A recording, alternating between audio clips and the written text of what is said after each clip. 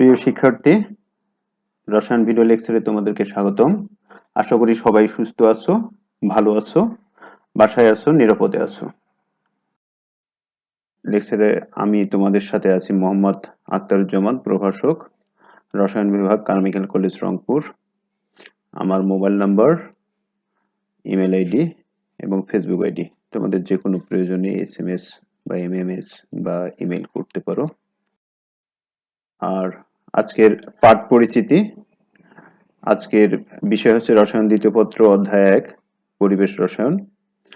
বিষয়বস্তু হচ্ছে চার্লসের সূত্র, চার্লসের সূত্রের বাস্তব ধারণা, গ্যাসের তাপমাত্রা বনাম আয়তনের লেখচিত্র, বয়েল ও চার্লসের সূত্রের সমন্বয় এবং সংশ্লিষ্ট গাণিতিক সমস্যা। প্রথমে আমরা একটু দেখে নেই জ্যাকুয়াস আলেকজান্ডার সিজার চার্লস। বিজ্ঞানী চার্লসের পুরো নাম। বিজ্ঞানী চার্লসের ছবি তোমরা ইতিমধ্যে হয়তোবা তার ছবি অনেকেই দেখেছো, না দেখে থাকলে একটু দেখে নাও। তার সম্পর্কে একটু সংক্ষেপে দেখে নেই। 12 নভেম্বর 1746 সালে তিনি জন্মগ্রহণ করেন এবং 7 এপ্রিল 1823 সালে তিনি মৃত্যুবরণ করেন। তার জন্মস্থান বিউজেন্সি, অর্লিন্স। পূর্বে এটি ফ্রান্সের একটি প্রদেশ ছিল। মৃত্যু হয় প্যারিস, ফ্রান্সে। তিনি একজন পদার্থবিদ ছিলেন মূলত, তবে বেলুন নিয়ে কাজ করতেন, বেলুনিস্ট একজন। 1783 সালে রবার্ট ব্রাদারদের সাথে প্রথম মানুষবিহীন হাইড্রোজেন বেলুন উড্ডয়ন করেন। তিনি একাডেমি দি সায়েন্সেস এর ছাত্র ছিলেন। পরবর্তীতে ওই প্রতিষ্ঠানে অধ্যাপনা করেন। চার্লসের সূত্র। 1787 সালে বিজ্ঞানী চার্লস স্থির চাপে গ্যাসের আয়তন ও তাপমাত্রার মধ্যে যে সম্পর্ক স্থাপন করেন তা চার্লসের সূত্র নামে পরিচিত। সূত্রটি হচ্ছে স্থির চাপে নির্দিষ্ট ভরের কোনো গ্যাসের আয়তন প্রতি ডিগ্রি সেন্টিগ্রেড তাপমাত্রা হ্রাস বা বৃদ্ধিতে 0 ডিগ্রি সেন্টিগ্রেড তাপমাত্রায় তার আয়তনের 273 এক অংশ যথাক্রমে হ্রাস অথবা বৃদ্ধি পায়।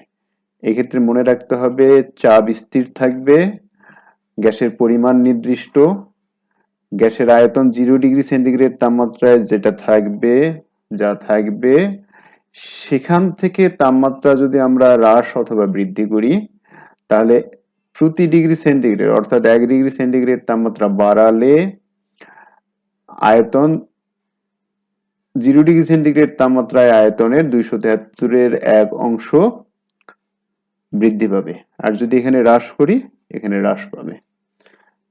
খুবই সাধারণ একটা সূত্র, খুবই পরিচিত।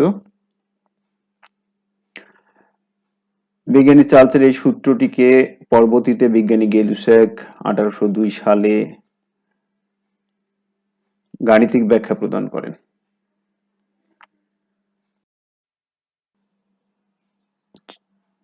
আচ্ছা, ব্যাখ্যা। চার্লসের সূত্র অনুসারে স্থির চাপে 0 ডিগ্রি সেন্টিগ্রেড তাপমাত্রায় নির্দিষ্ট ভরের কোনো গ্যাসের আয়তন V0 লিটার যদি হয় এবং তাপমাত্রা বৃদ্ধি বা হ্রাস করলে ওই গ্যাসের আয়তন এর যে পরিবর্তন হবে তা হবে নিম্নরূপ। প্রথমে 0 ডিগ্রি সেন্টিগ্রেড তাপমাত্রায় নির্দিষ্ট ভরের গ্যাসের আয়তন V0 লিটার।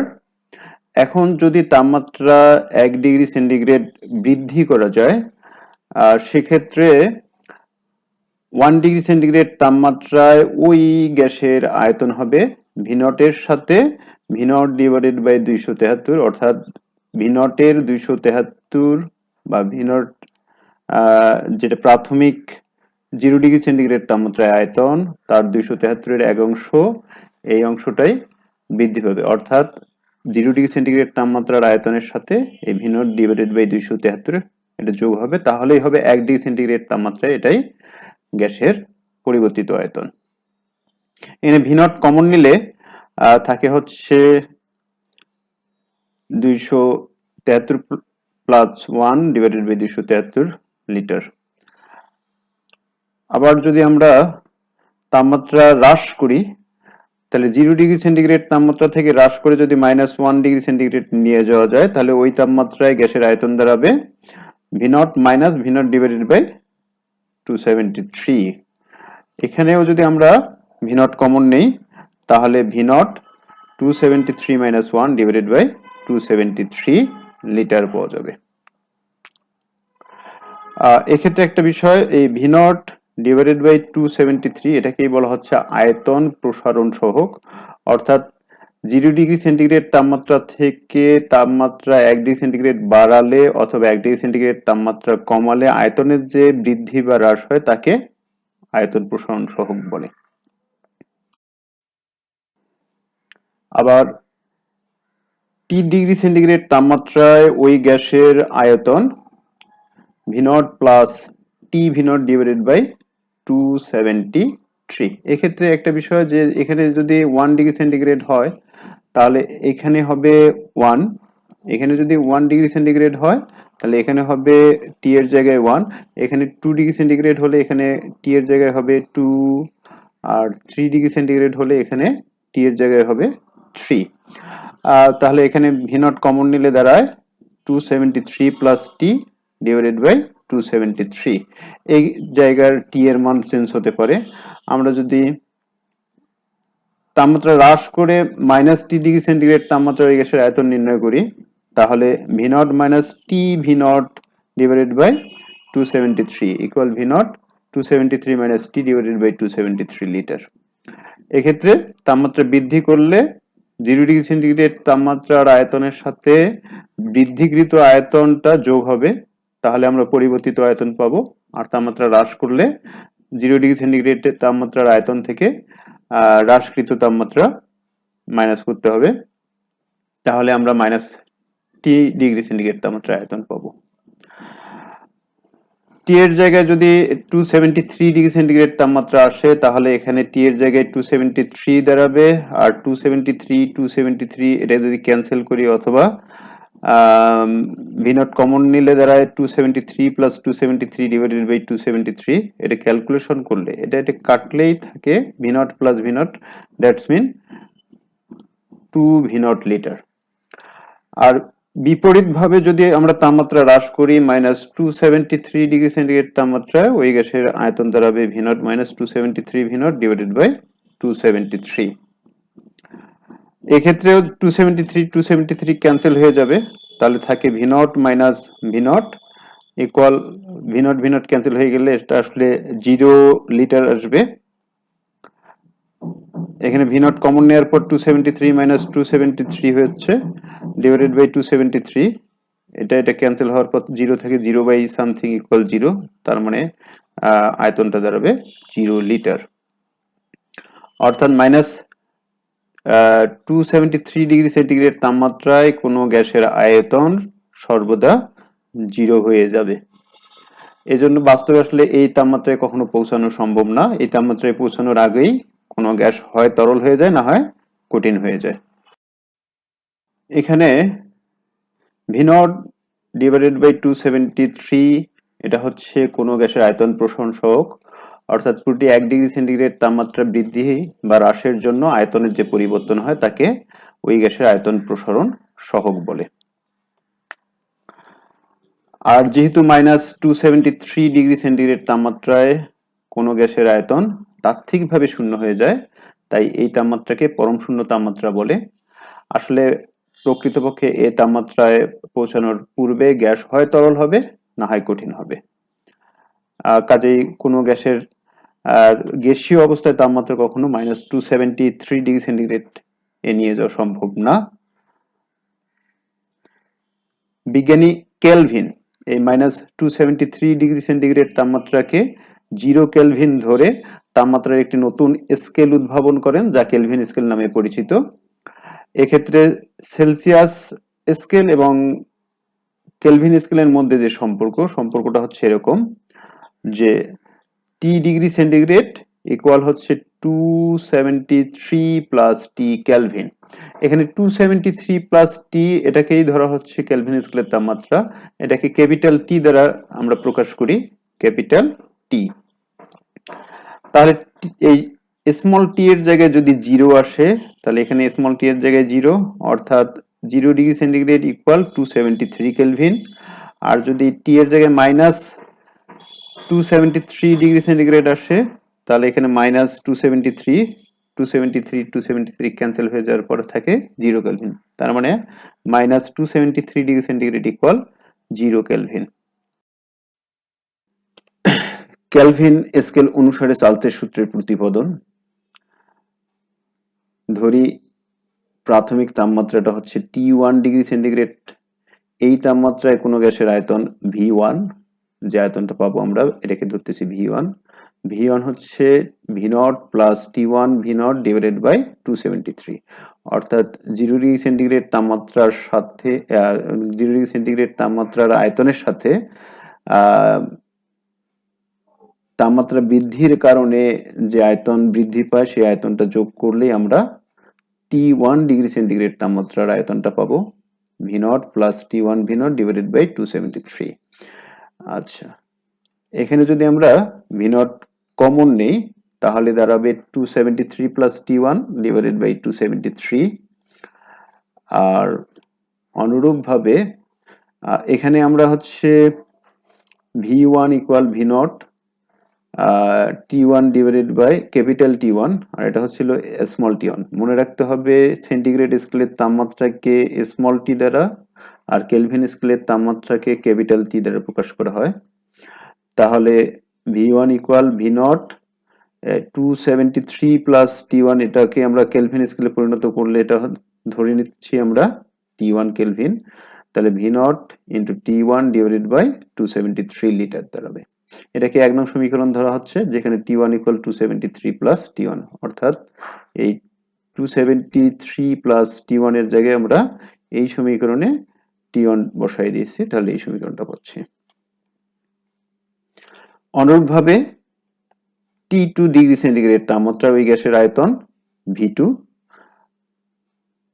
ইকুয়াল হচ্ছে V0 plus T2 V0 divided by 273 litre. V0 common নিলে V0 273 plus T2 divided by 273। এই ক্ষেত্রে এই সেন্টিগ্রেড স্কেলের তাপমাত্রাকে আমরা কেলভিন স্কেলে পরিণত করব, অর্থাৎ 273 প্লাস T2 এটাকে আমরা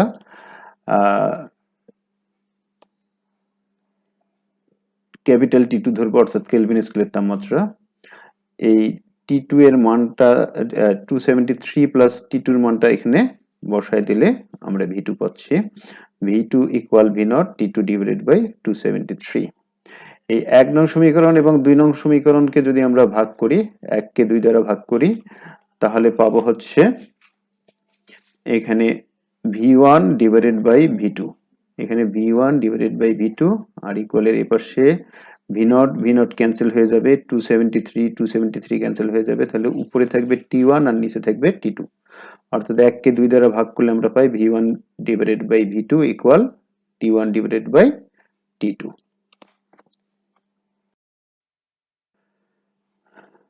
তাহলে ওটাকে সমীকরণটাকে আমরা যদি একটু রিঅ্যারেঞ্জ করে নেই, পাবো V1 by T1 equal V2 by T2। অনুরূপভাবে এটা আরো পরিবর্তিত করলে হবে V3 divided by T3, V4 divided by T4 ইত্যাদি সমান সমান, অর্থাৎ আয়তন এবং তাপমাত্রার অনুপাতটা সর্বদা ধ্রুবক থাকবে।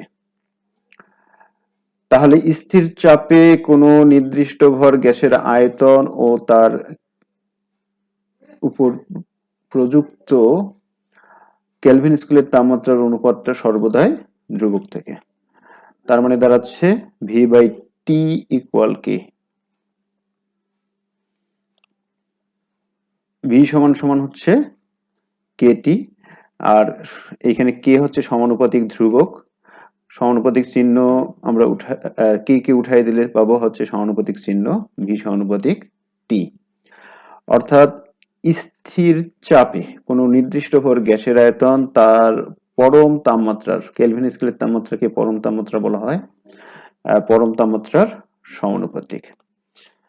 স্থির চাপে নির্দিষ্ট ভরে কোনো গ্যাসের আয়তন তার পরম তাপমাত্রার সমানুপাতিক। এটাই হচ্ছে কেলভিন স্কেলে চার্লসের সূত্র। বা চার্লসের সূত্রের আধুনিক রূপ। কেলভিন স্কেলে চার্লসের সূত্র বা চার্লসের সূত্রের আধুনিক রূপ। এখন আমরা দেখি চার্লসের সূত্রের একটু বাস্তব ধারণা, যে চাপ স্থির রেখে কোন সিলিন্ডারে রক্ষিত নির্দিষ্ট ভর গ্যাসের তাপমাত্রা কমালে আয়তন হ্রাস পাবে। যেহেতু তাপমাত্রা এবং আয়তন পরস্পর সমানুপাতিক, তাপমাত্রা হ্রাস করলে আয়তন হ্রাস পাবে, তাপমাত্রা বাড়ালে আয়তন বৃদ্ধি পাবে। পাশের চিত্রটি খেয়াল করি। এখানে দেয়া আছে হচ্ছে একটা সিলিন্ডারে নির্দিষ্ট পরিমাণ গ্যাস সংরক্ষিত আছে।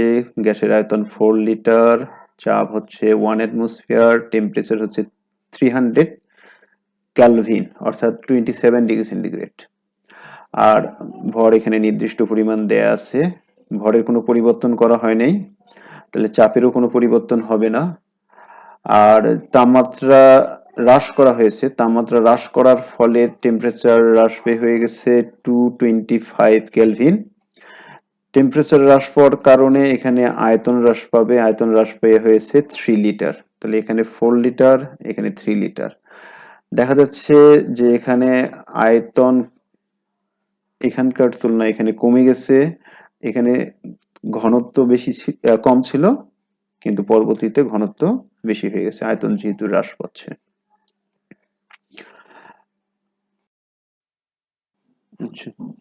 ধরি স্থির চাপে কোনো সিলিন্ডারে রক্ষিত নির্দিষ্ট ভর গ্যাসের তাপমাত্রা T1 এবং আয়তন V1, পরিবর্তিত তাপমাত্রা T2 ও পরিবর্তিত আয়তন V2 হলে চার্লসের সূত্র অনুসারে আমরা জানি V1/T1 = V2/T2। আর এক্ষেত্রে বিভিন্ন পরিবর্তিত তাপমাত্রার বিপরীতে পরিবর্তিত আয়তনগুলো হবে নিম্নরূপ। প্রথমে 348 কেলভিন তাপমাত্রায় গ্যাসের আয়তন 60 মিলিলিটার, তাপমাত্রা হ্রাস করে যদি 273 কেলভিনে নিয়ে আসি অর্থাৎ 0 ডিগ্রি সেন্টিগ্রেড তাপমাত্রা, তাহলে গ্যাসের আয়তন দাঁড়ায় 48 মিলিলিটার। এবং তাপমাত্রা হ্রাস করে আরো যদি -100 ডিগ্রি সেন্টিগ্রেড বা 173 কেলভিনে নিয়ে আসি, তাহলে আয়তন দাঁড়ায় 30 মিলিলিটার। আর যদি হ্রাস করে একবারে 0 কেলভিনে নিয়ে যেতে পারি কোনোভাবে যদি সম্ভব হয়, তাহলে আয়তন দাঁড়াবে, তাত্ত্বিকভাবে আমরা যেটা পাই সেটা হচ্ছে 0 মিলিলিটার।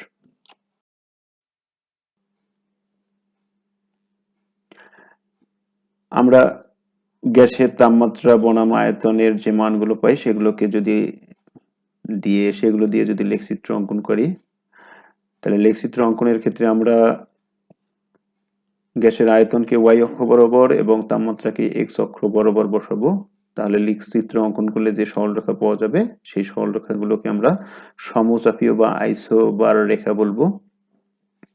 আর চাপ স্থির রেখে যে প্রক্রিয়া সম্পন্ন করা হয় তাকে বলা হয় সমচাপীয় প্রক্রিয়া বা আইসোবারিক প্রসেস। এর পাশে চিত্রটি খেয়াল করি। এর আগের যে পরীক্ষাটার কথা বললাম আমরা, যে এখানে যখন তাপমাত্রা ছিল 100 ডিগ্রি সেন্টিগ্রেড, তখন আয়তন ছিল হচ্ছে 30 মিলিলিটার আর 173 কেলভিন। আর এখানে হচ্ছে 75 ডিগ্রি সেন্টিগ্রেড, তখন আয়তন হচ্ছে 60 মিলিলিটার। যাই হোক, এর আগের যে ছকটা দেখলাম আমরা টেবিল থেকেই আমরা মানগুলো এখানে যদি বসাই তাহলে এই লেখচিত্রটা পাবো। -273 ডিগ্রি সেন্টিগ্রেড বা 0 কেলভিন এ আয়তন হচ্ছে 0, এ রেখা বরাবর আয়তনের মান 0। আর সাধারণত 0 ডিগ্রি সেন্টিগ্রেড তাপমাত্রায় ধরে নেই এখানে আয়তন যদি 48 মিলিলিটার হয়, তাহলে 273 ডিগ্রি সেন্টিগ্রেড তাপমাত্রায় এই আয়তনটা দাঁড়াবে হচ্ছে 96 মিলিলিটার। অর্থাৎ 0 ডিগ্রি সেন্টিগ্রেড তাপমাত্রায় কোনো গ্যাসের আয়তন যা থাকে 273 ডিগ্রি সেন্টিগ্রেড তাপমাত্রায় ওই গ্যাসের আয়তনটা দ্বিগুণ হয়ে যায়। আর -273 ডিগ্রি সেন্টিগ্রেড তাপমাত্রায় আয়তন 0 হয়ে যায়। চার্লসের সূত্রের প্রযোজ্যতা।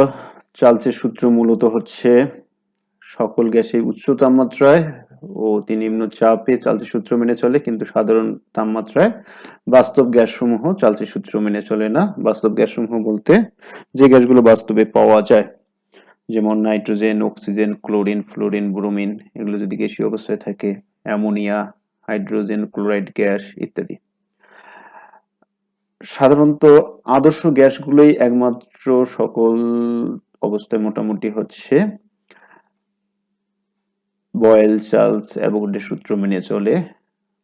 আর বাস্তবে যে গ্যাসগুলো পাওয়া যায় এগুলো সাধারণ তাপমাত্রায় বয়েল, চার্লস, অ্যাভোগাড্রোর সূত্র মেনে চলে না। এগুলোকে অতি উচ্চ তাপমাত্রায় এবং অতি নিম্ন চাপে রাখলে তখন তারা চার্লসের সূত্র বা বয়েলের সূত্র বা অ্যাভোগাড্রোর সূত্র মেনে চলে, অর্থাৎ আদর্শ গ্যাস হয়। যারাই সকল তাপমাত্রা ও চাপে বয়েল, চার্লস, অ্যাভোগাড্রোর সূত্র মেনে চলে তাদেরকেই আদর্শ গ্যাস বলে। পরবর্তী লেকচারে তোমরা এ সম্পর্কে জানতে পারবে। আর যারা মেনে চলে না তারা হচ্ছে বাস্তব গ্যাস। চার্লসের সূত্র প্রয়োগ করব হচ্ছে স্থির চাপে কোনো নির্দিষ্ট পরিমাণ গ্যাসের আয়তন থেকে তাপমাত্রা পরিবর্তন করে গ্যাসের পরিবর্তিত আয়তন নির্ণয়ের জন্য চার্লসের সূত্র ব্যবহার করা হয়। অর্থাৎ চাপ স্থির রেখে কোনো গ্যাসের তাপমাত্রা পরিবর্তন করলে আয়তনের যে পরিবর্তন হয়, পরিবর্তিত আয়তনটা চার্লসের সূত্রের সাহায্যে বের করা যায়। সূত্রের অনুসিদ্ধান্ত আগের মতোই আমরা বয়েলের সূত্রের অনুসিদ্ধান্তের মতো চার্লসের সূত্রের অনুসিদ্ধান্ত ওই তাপমাত্রা, ঘনত্ব, আয়তনের সাপেক্ষে তাপমাত্রা এবং ঘনত্বের সম্পর্ক এখান থেকে বের করব। ধরি স্থির চাপে কোনো সিলিন্ডারে রক্ষিত 1 মোল গ্যাসের ভর, আণবিক ভর m, তাপমাত্রা T1, ঘনত্ব D1 এবং আয়তন V1। এখন তাপমাত্রা পরিবর্তন করলে ঘনত্ব পরিবর্তিত হবে, আয়তনও পরিবর্তিত হবে। তাপমাত্রা পরিবর্তিত হয়ে হবে T2, ঘনত্ব D2 এবং পরিবর্তিত আয়তন V2। তাহলে চার্লসের সূত্র অনুসারে V1 বাই T1 ইকুয়াল কি V2 বাই T2, এটা আমরা জানি। আয়তন এবং তাপমাত্রার অনুপাত সর্বদা ধ্রুবক থাকে। এখন আমরা জানি ঘনত্ব D equal m by V, অর্থাৎ ঘনত্ব সমান সমান ভর ভাগ আয়তন। একক আয়তনের ভরকে ঘনত্ব বলে। আমরা সেখান থেকেই একটু রিঅ্যারেঞ্জ করে পাচ্ছি V equal m by D, অর্থাৎ এখানে প্রথম তাপমাত্রায় T1 তাপমাত্রায় আয়তন V1 equal m by D1। যেহেতু ভরের কোনো পরিবর্তন হয় না তাপমাত্রা পরিবর্তনে, কাজেই ভর স্থির আছে। এবং V2 ইকুয়াল হচ্ছে m বাই D2, পরিবর্তিত তাপমাত্রা T2 তে আয়তন V2 equal m by D2। 3 নং সমীকরণে যদি V1 এবং V2 এর মান আমরা বসাই তাহলে পাবো, এখানে খেয়াল করো সবাই, V1 এর জায়গায় বসাচ্ছি হচ্ছে m by D1 R V2 এর জায়গায় বসাচ্ছি m বাই D2। এখানে বসালে m by D1 divided by T1 equal m by D2 divided by T2। উভয় পাশ থেকে m ক্যান্সেল হয়ে গেলে পাবো 1 by T1 D1 equal 1 by T2 D2।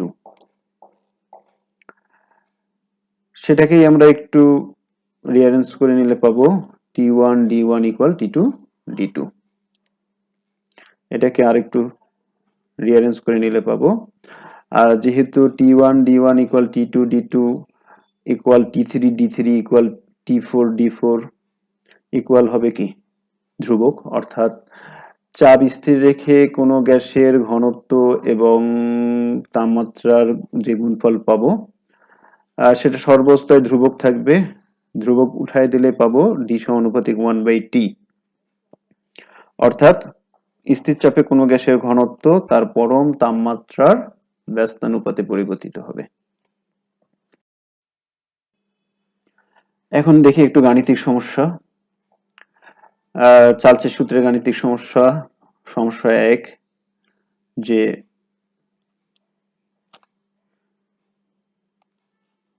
কোন সিলিন্ডারে রক্ষিত নির্দিষ্ট ভর গ্যাসের তাপমাত্রা 270 ডিগ্রি সেন্টিগ্রেড এবং আয়তন 250 মিলিলিটার।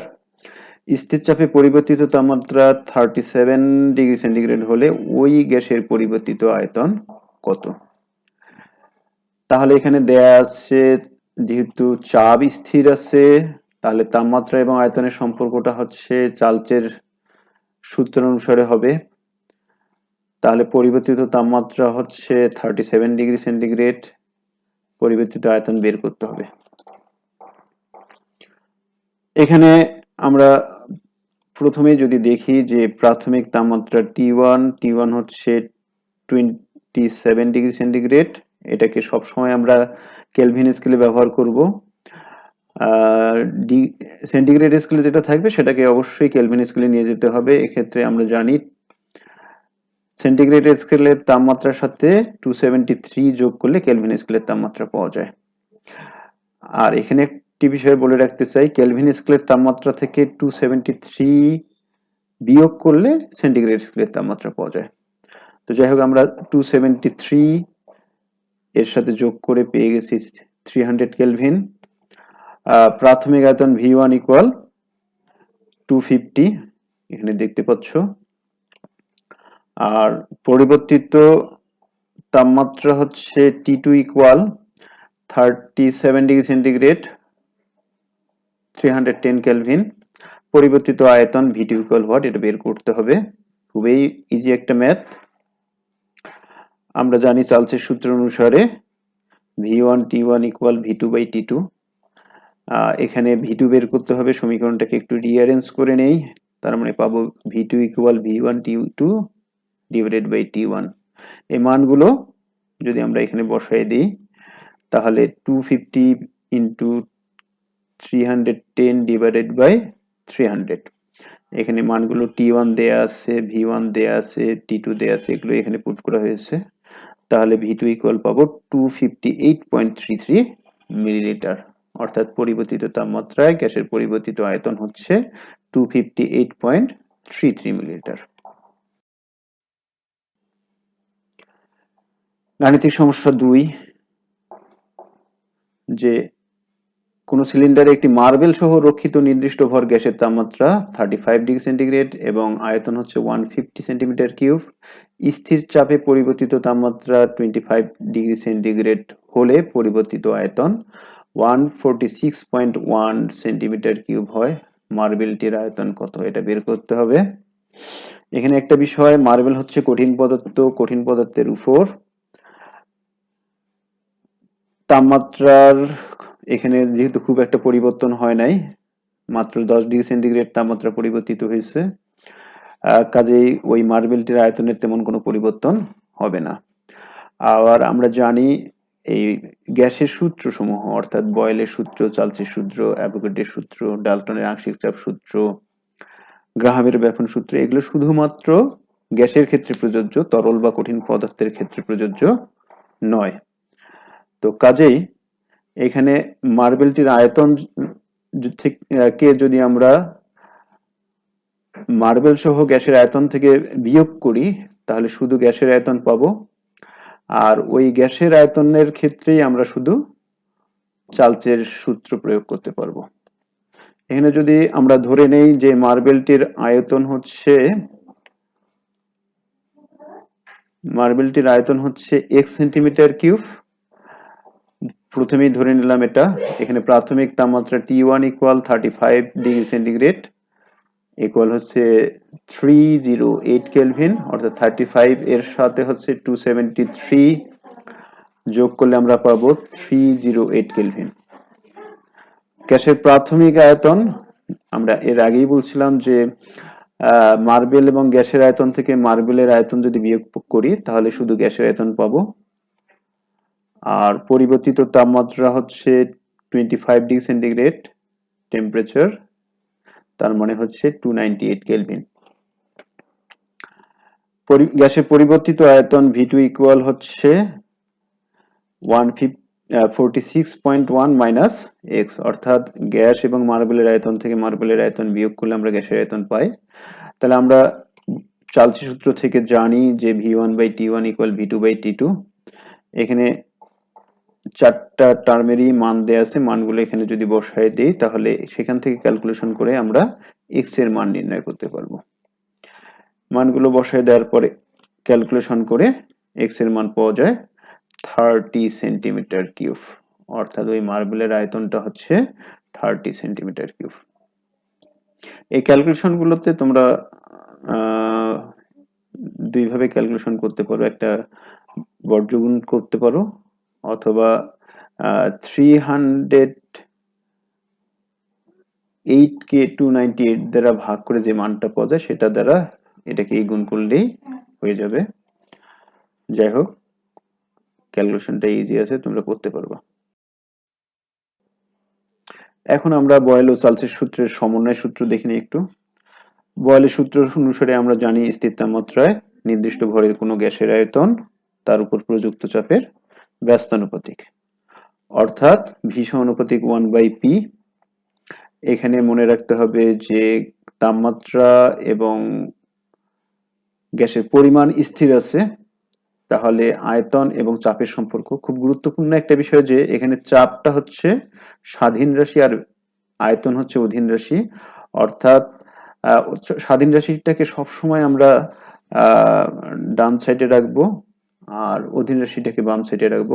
এর মানে হচ্ছে আয়তন চাপের উপর নির্ভর করে কিন্তু চাপ আয়তনের উপর নির্ভর করে না।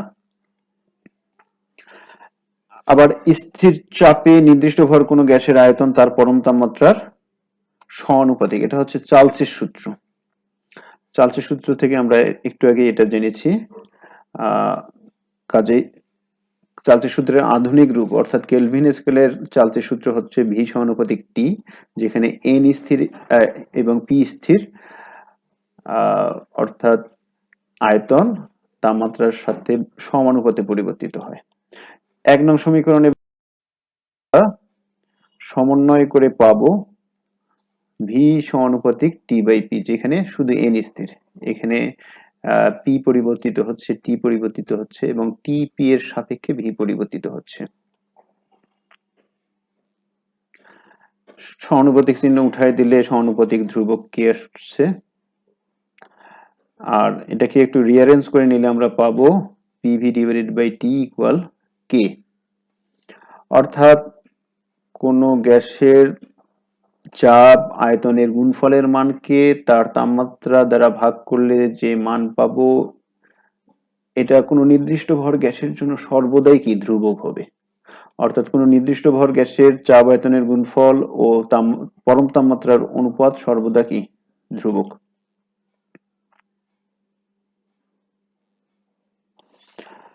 তাহলে যেহেতু চাপ আয়তনের গুণফল ও পরম তাপমাত্রার অনুপাত সর্বদা ধ্রুবক থাকে, কাজেই P1 V1 by T1 equal P2 V2 by T2 equal P3 V3 divided by T3 হবে, সমান সমান হচ্ছে এটা সবসময় ধ্রুবক k এর সমান হবে।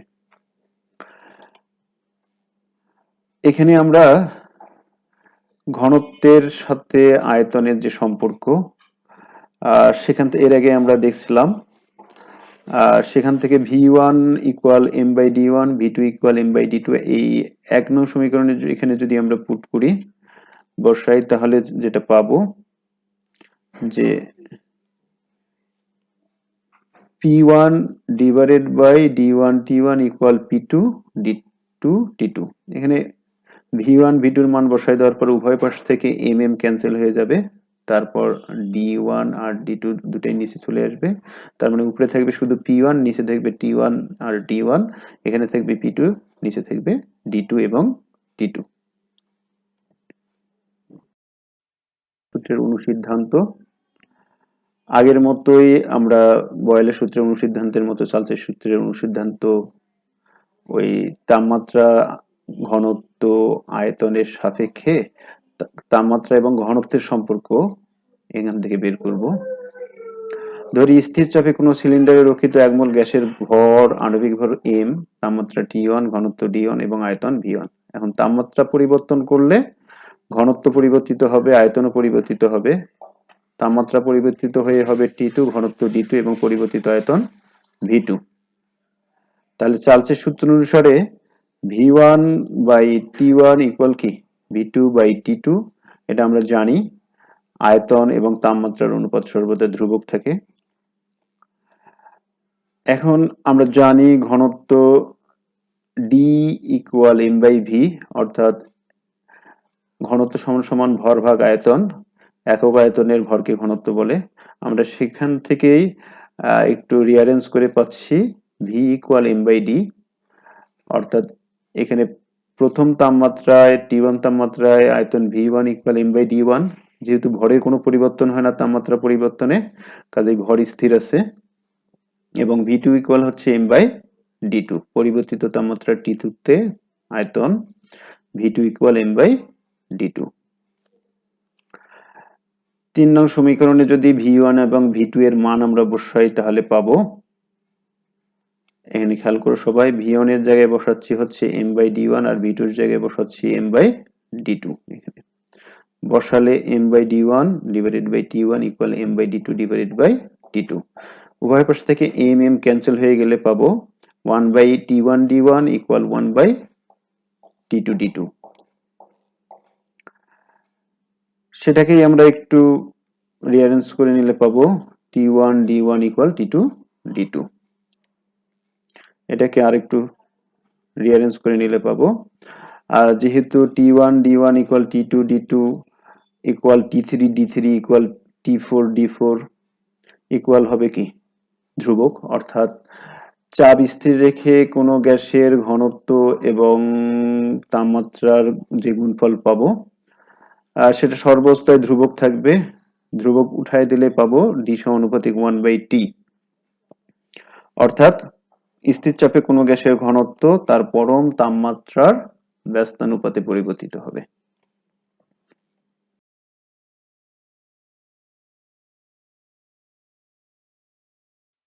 তোমাদের জন্য বাড়ির কাজ 1, যে স্থির চাপে নির্দিষ্ট পরিমাণ গ্যাসের তাপমাত্রা কত হলে আয়তন 2/3 বৃদ্ধি পাবে। এটা তোমরা নিজেরাই করে উত্তরটা এখানে বের করবা।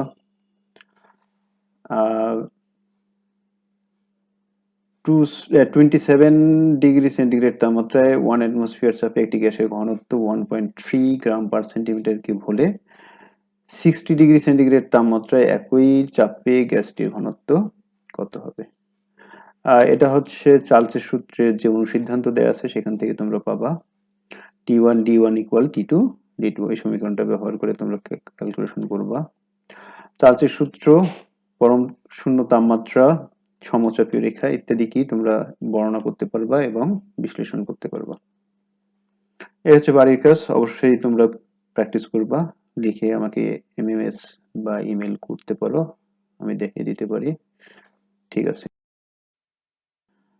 তো ভালো থেকো সবাই, আজকে এই পর্যন্তই।